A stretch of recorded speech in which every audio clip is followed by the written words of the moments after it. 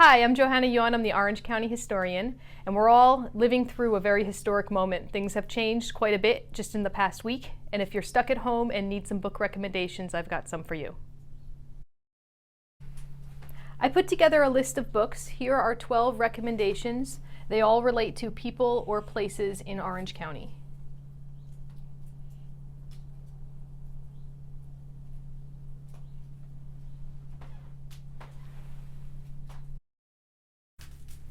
Some of the books have to do with the military history of Orange County. Revolutionary War, this new book just recently came out about the Newburgh Conspiracy, and it's all set around Washington and his troops at New Windsor Cantonment and how they were able to bring peace at the end of the war, not just militarily, but by having to negotiate with the men over their pay at the end. There's the history of West Point. Recently this was written on the 200th anniversary of the Academy, and it's a great read.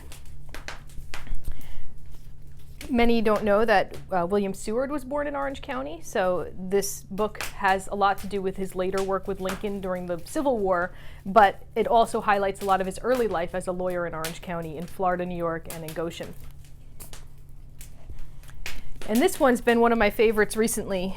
Duty, Honor, Privilege is written about the 107th New York Regiment. Many people know them as the Silk Stockings out of New York City, but what most people don't know is that half of the regiment was recruited from the Hudson Valley, including the armories in Newburgh and Middletown. We have a great history of abolitionism in Orange County. Not only do we have Harriet Jacobs out of Cornwall, also Sojourner Truth, who was born in Ulster County, and a lot of history about the Underground Railroad here as well. There's a lot of great books about the relationship between our cities and communities and nature. Making Mountains is the relationship between New York City and the Catskills, and obviously we're right in between there, so it relates to a lot of our history.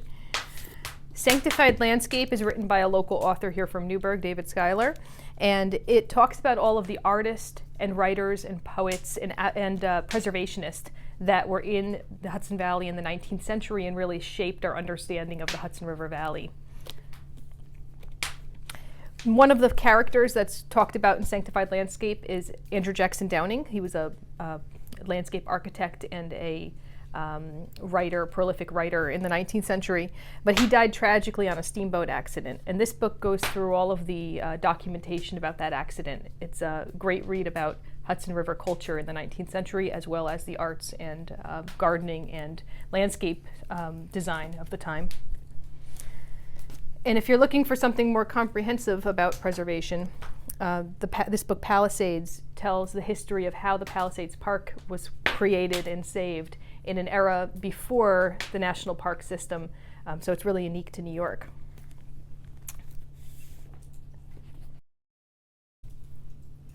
This is one of my favorite books of all time. It is The Legacy of the Mastodon.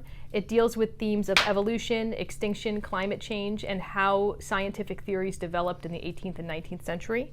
A lot of the beginning of this book talks about the quest to find a mastodon, which took Charles Wilson Peel all the way up the Hudson here to Newburgh and Montgomery to search the ground for bones. It's a great book full of adventure. If you're looking for something more contemporary, the 50th anniversary of the Woodstock Festival occurred last year. A lot of this book takes place in Sullivan County, but it's little known that the original site of the Woodstock Festival that was chosen was in Orange County. So read about Walk Hill and how the government officials there were able to get Michael Lang to leave and find a new site at the very last minute. And this one's not on the list because I haven't finished reading it yet, so I don't know if I can recommend it quite yet. But it was recommended by a friend of mine, and it's about the origins of botany in America, and a lot of it relates to our local history here with Andrew Jackson Downing. With the public libraries closed, it may be a little more difficult to obtain these books, but there are many digital mediums where you can go online and find books for free. The Gutenberg Project or Google Books has books for free. Many of the public libraries offer it as well. And you can always go on Amazon or barnesandnoble.com and purchase the books for delivery.